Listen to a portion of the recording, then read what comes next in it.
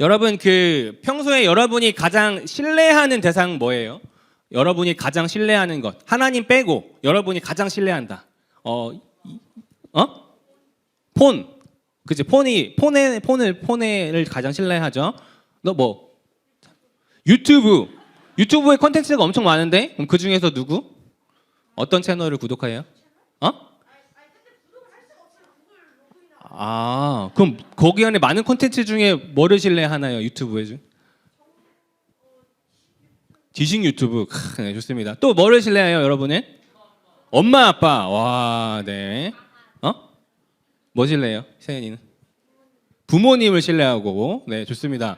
그 뭐 요즘에 챗 GPT라고 알아요?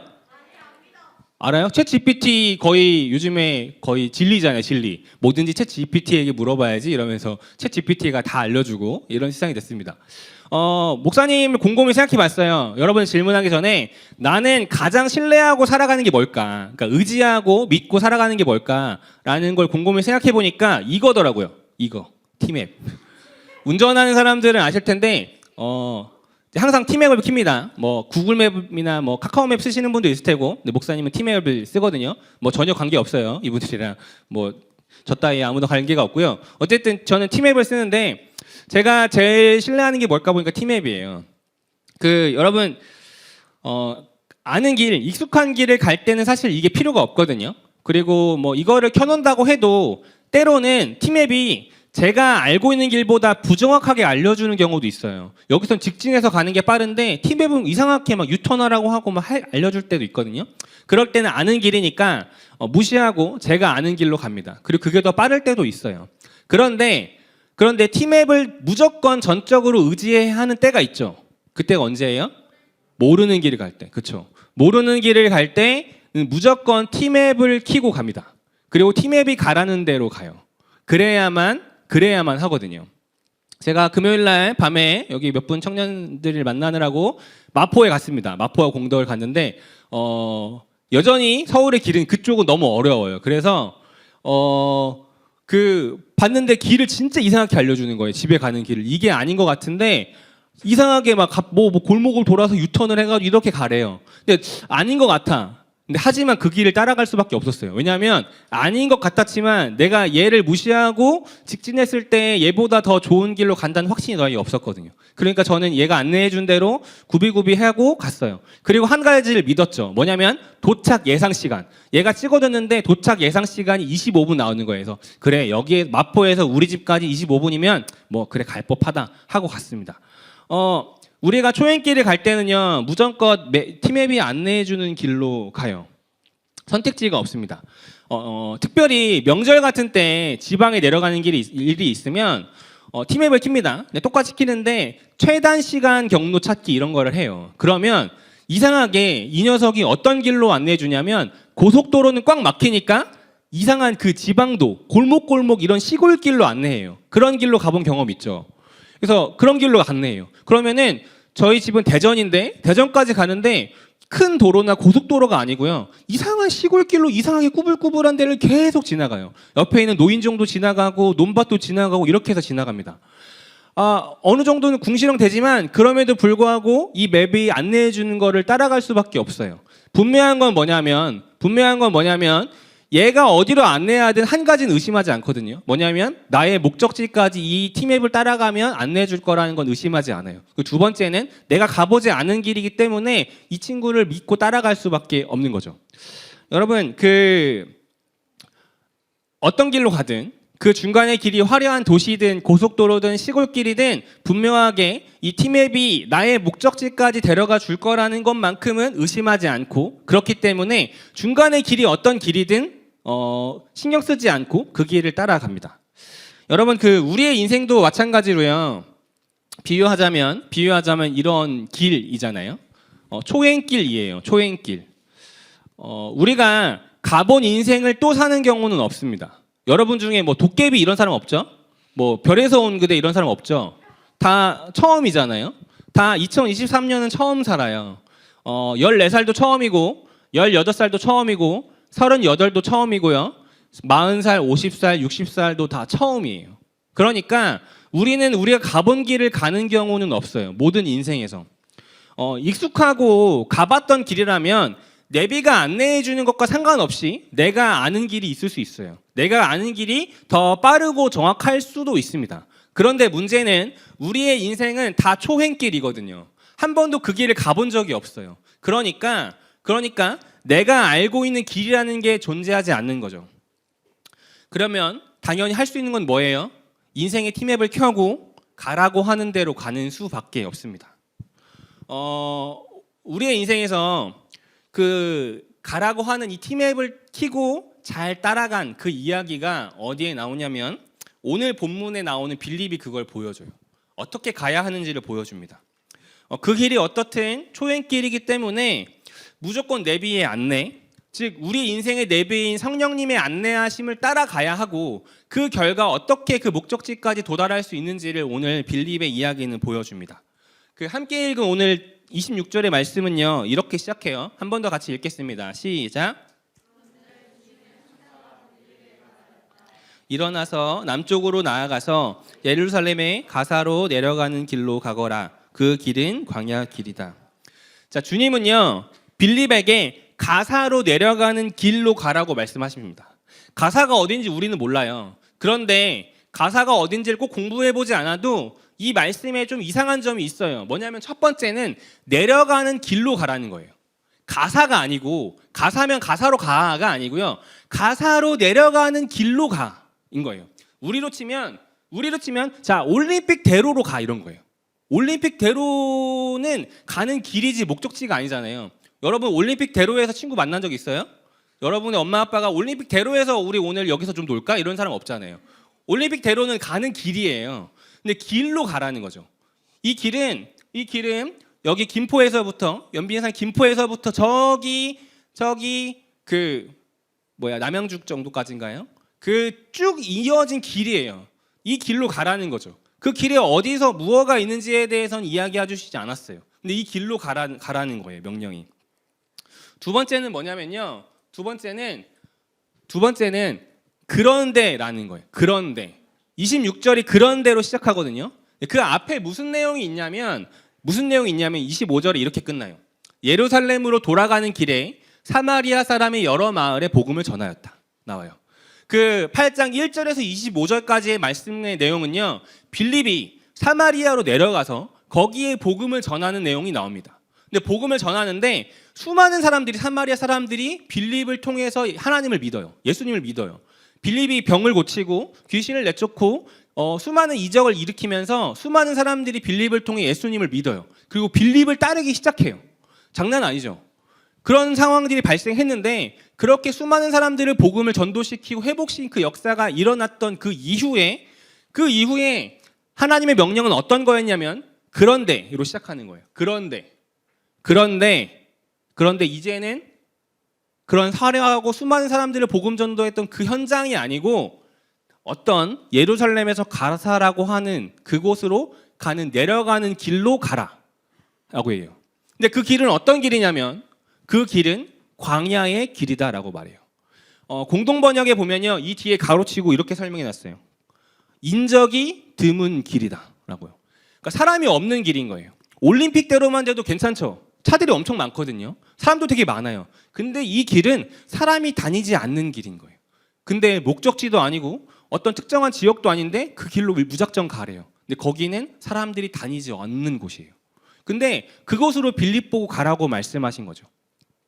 여러분, 상식적으로 납득이 되지 않는 명령이잖아요. 나는 복음을 증거하는 사람이에요. 수많은 사람들에게 복음을 한시라도 빨리 증거해야 해요. 그리고 방금 전까지 사마리아와 예루살렘에서 수많은 사람이 나를 통해서 복음을 경험했고 복음을 나는 증거했어요.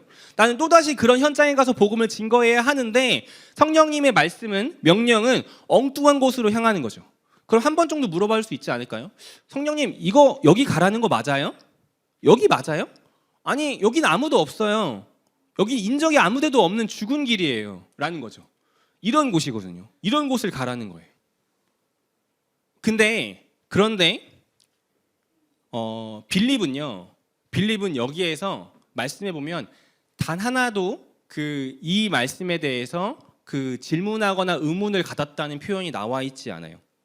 그 빌립이 가야 하는 거리가요 약 70km 정도 된대요. 70km면 어디냐면 찍어봤어요. 우리 교회에서 70km면 어디 정도 될까라고 찍어보니까 70km면 평택 정도예요. 평택을 논스톱으로 걸어서 가면 40시간 정도 걸린대요. 그러니까 논스톱으로 걸어서 가면 40시간 정도 걸을 수 있어요. 근데 뭐 가기 전에 퍼지겠죠. 근데 그 거리를 빌립에게 무작정 가라고 한 거예요. 그러니까 오늘 성령님의 명령은요 이해할 수 없는 명령이었어요. 아주 먼 곳이고 목적지가 불분명하고 그 길은 거기에 결정적으로 사람이 다니지 않는 길이었어요. 광야라고 하는 것은 헬라어로 죽음의 길이에요. 죽음의 자리예요. 그러니까 아무것도 없는 죽음의 자리인 거죠. 사람이 없어요. 근데 누구한테 복음을 증거할 거예요? 근데 성령님이 그곳으로 가라고 했습니다. 그런데 27절에 보면요. 27절에 보면 빌립의 표현이 이렇게 나와 있어요. 빌립이 일어나서 가다가 라는 표현으로 끝납니다. 이 70km를 가는데 이렇게 이해할 수 없는 설명의 길을 가는데 딱 한 절로 빌립의 행동을 설명하는 거예요. 빌립이 일어나서 가다가 그는 일어나서 곧장 그 길을 향해 달려갔어요. 우리가 초행길을 나설 때 그 안내가 어떻든 그 지나가는 길의 모습이 어떻든 의심하지 않고 그 내비를 믿고 가는 것처럼 오늘의 빌립은 성령님의 인도하심을 전적으로 믿고 간 사람이었습니다. 정말 부러워요. 정말 빌립의 그런 믿음이 부럽습니다. 목사님 또한 그러지 못하기 때문이죠. 그런데 이후에 우리가 왜 그걸 믿어야 하는지에 대한 그 놀랍고 이해할 수 없는 결과가 빌립에게 옵니다. 그건 뭐냐면 빌립이 광야에서 한 사람을 만나요. 오늘 누구 만났어요? 말씀 읽었잖아요. 에티오피아 내시를 만났어요. 죽고 버려진 땅, 인적이 드문 그곳에서 한 사람을 만나요. 그 사람은 바로 어떤 사람이냐면요. 사도행전 1장 8절에 기록된 그 말씀에서 나오는 땅끝의 사람이었습니다. 사도행전 1장 8절 같이 한번 읽어보겠습니다. 시작.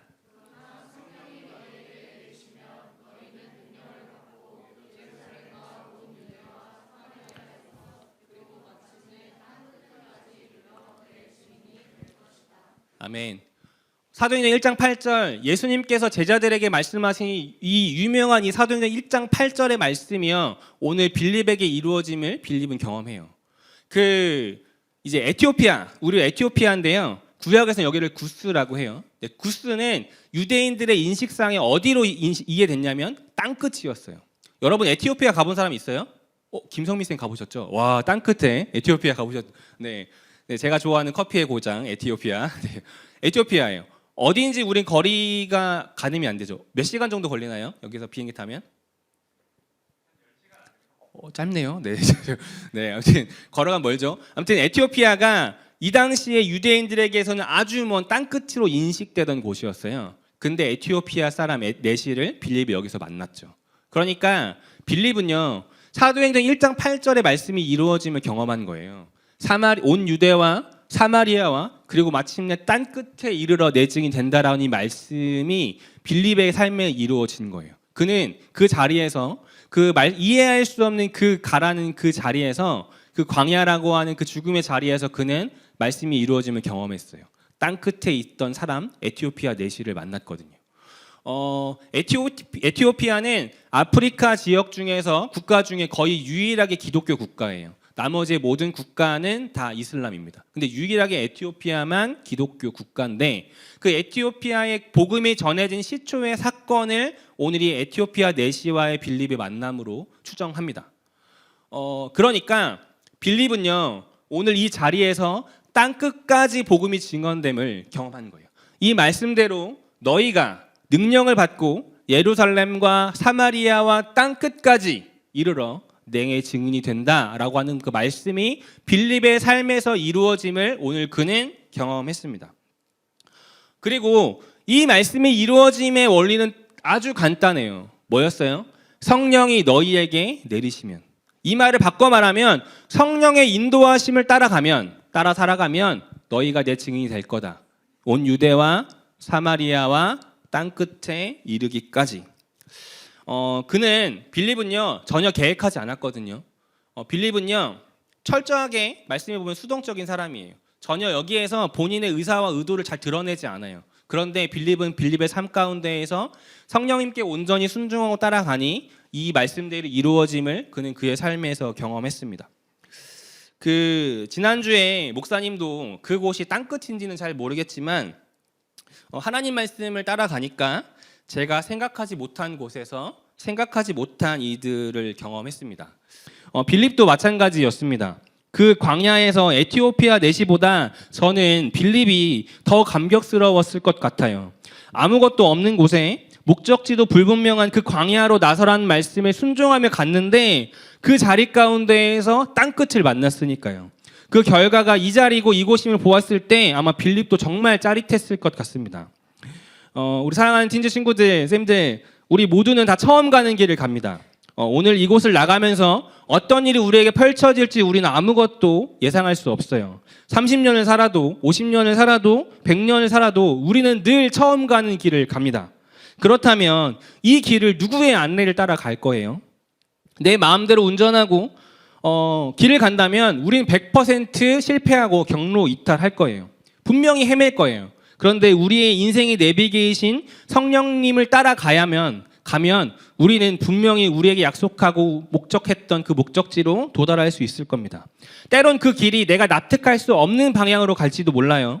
그곳으로 갈지도 모릅니다. 옆에 있는 풍경이 시골이고 이상한 골목골목 길을 가게 될지도 몰라요. 그런데 분명한 것은 그 길의 목적지가 분명히 하나님이 약속하신 그 구원의 하나님 나라라면 하나님은 분명히 우리를 그곳으로 인도하실 거라는 거죠.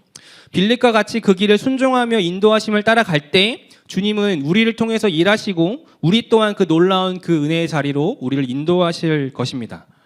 사랑하는 친구들, 우리의 약속하신 그 하나님의 그 말씀과 인도는 분명해요. 하나님이 약속하신 그 말씀을 따라서 그 말씀을 지키고 하나님의 식과 법을 따라서 살아감을 노력할 때 하나님 분명히 우리를 약속하신 그 영원한 하나님 나라로 우리를 인도하실 것이고 여러분 각자의 삶을 하나님 나라를 증거하는 선교사로 사용하실 것입니다. 아멘.